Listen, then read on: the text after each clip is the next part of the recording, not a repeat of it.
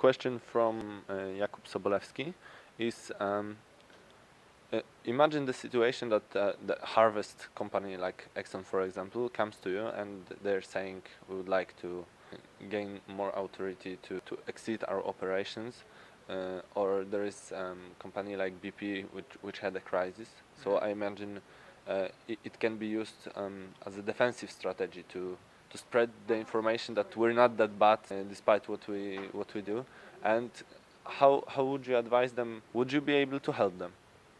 Well, I think if it's done in an authentic way and it's a piece of content where a company is trying to convey something that's true, and maybe it's a piece of information that people don't know to a great extent, but it actually is an important and real piece of information, or like a perspective, that actually is a really good opportunity, regardless of who the company is. Like, you now have the opportunity to distribute content and tell your story in a way that you weren't able to before. And so, yeah, it's a powerful medium. If it's done in a way that's trying to shift perspective in a way that's not honest and just trying to spin things, then that's not likely to get shared. I'm probably not going to share a video that doesn't feel to me like it's authentic. So I think, yeah, that's sort of what it comes down to, is what are the actual real objectives of the brand, and how are they going about achieving them in their video.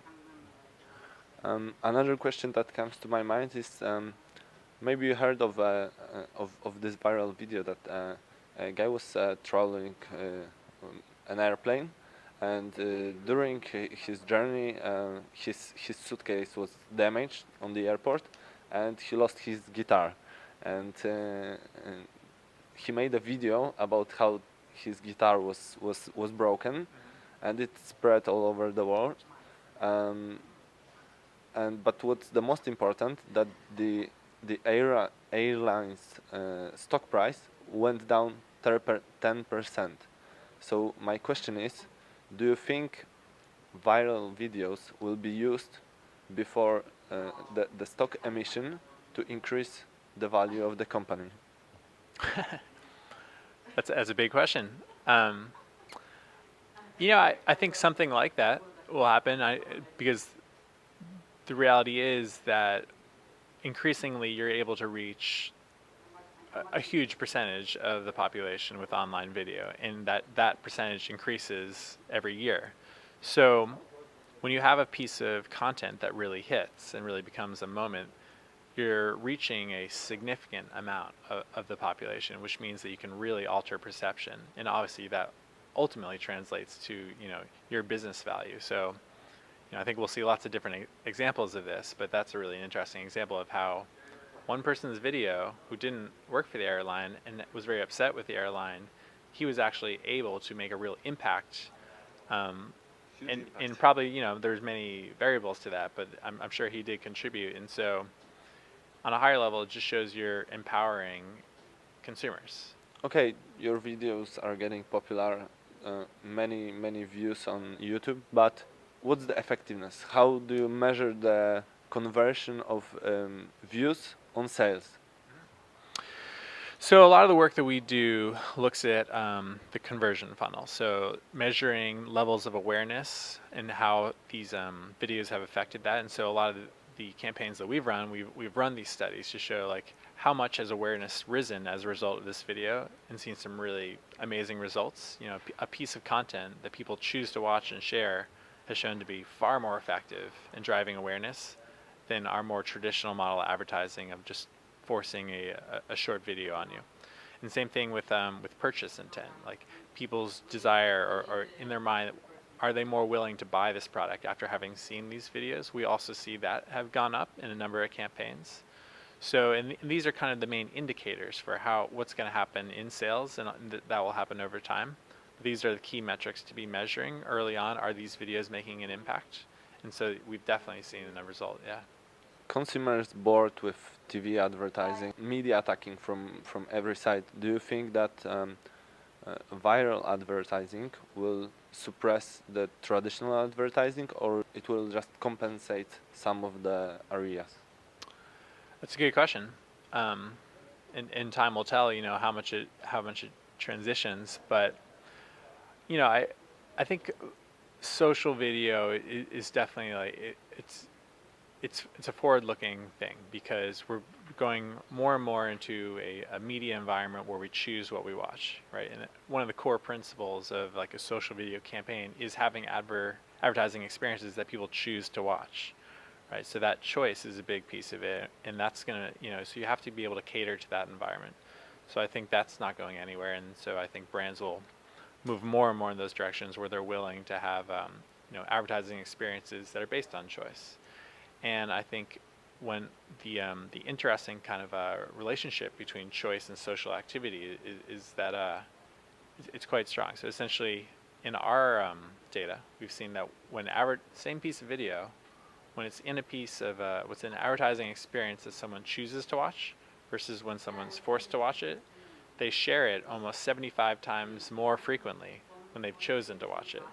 Right? And we've also shown that when someone shares a video with me, I'll watch it for 3 times as long normally than if I was, looking at it in a paid placement. So, in short, yeah, I think,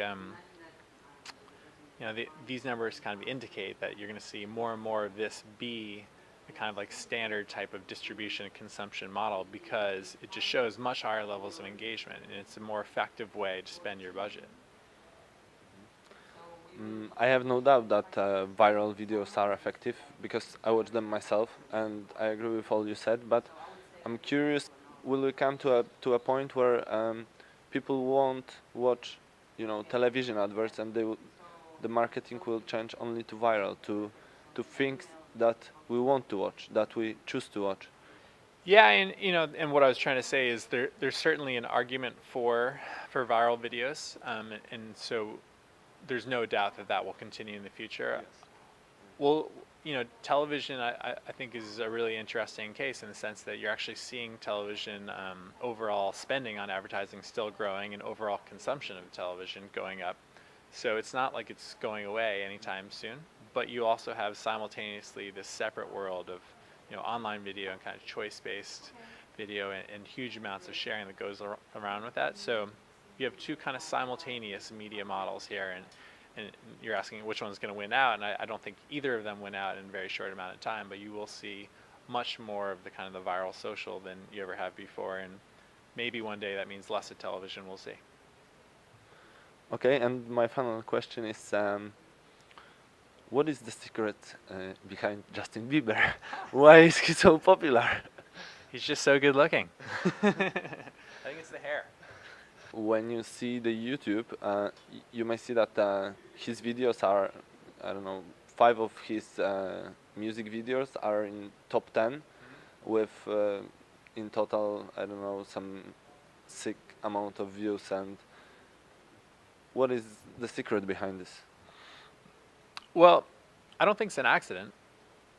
I think that he's very active online. Like he's using Twitter a lot, and they're very active with YouTube, and his audience is very social online, right? So these are really explosive combinations. When you have like an artist that's already popular, that's committed to helping drive more online activity, and you have, a fan base that's hyper social and very digital. That's kind of the result. Is you see these unbelievable numbers of activity and views because you just have like kind of a marriage of just like digital entertainment and performer and fan being able to connect like right there online. And I think if anything, it just shows you like the power of people of digital and like performers that are really going for it, giving their all to the online format, have like unprecedented levels of success. So I don't think this is the last like example of someone like Justin Bieber, but I think people really love him, and digital has just been this like absolute launchpad for him. Do you think that the Justin Bieber success is repeatable? Is it possible to create another artist and another artist with good distribution of videos and social activity that will repeat his success?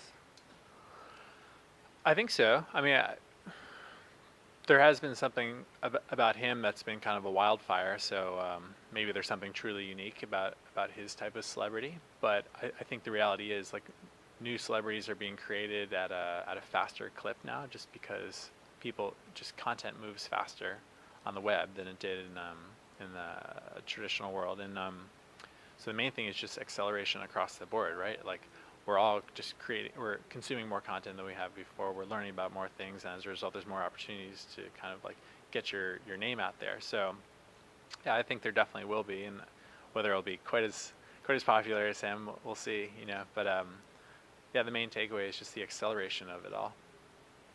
Thank you for the conversation. Yeah, definitely.